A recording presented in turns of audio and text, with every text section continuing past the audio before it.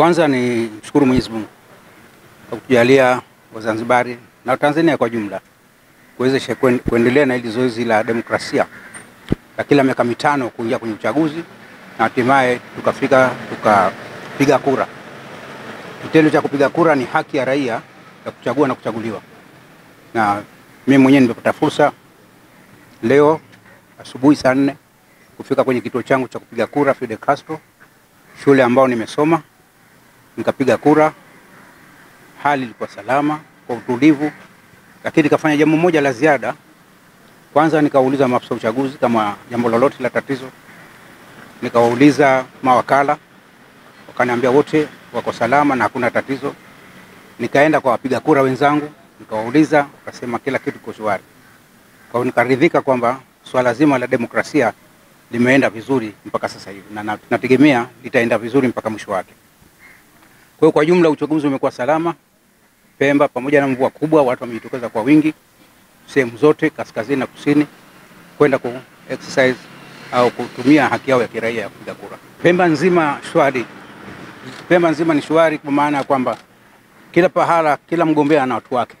Na mimi na watu wangu kila pahala. Majimbo yote 18 napata taarifa zote. Hakuna hata jimbo moja ambalo nilipata taarifa kulikuwa na ukiukwaji wa sheria na taratibu za uchaguzi. Kwa kila pahala watu waliheshimu, kwa kupiga kura waliheshimu, vyombo vya ulinzi na usalama viliheshimu. In fact siku ya ajali leo hata kuviona havionekani sana.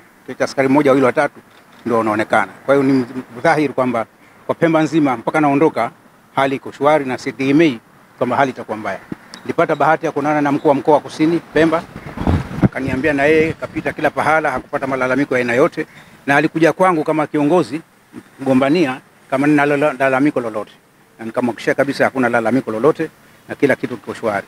Tutegemee tu kwamba hali hii itaendelea mpaka mwisho wa kuhesabu na kupata matokeo.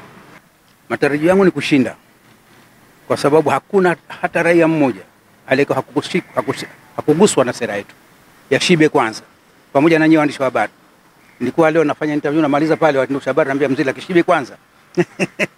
Kwa hiyo ni sera ambayo kila mtu ilimgusa na kila mmoja anaikubali.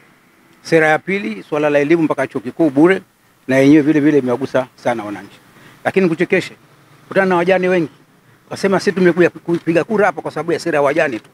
Kwa hivyo kila mmoja katika sera zetu kwa upande wake zimemgusa na zimevutia sana. Kwa hiyo nategemea ushindi katika hili.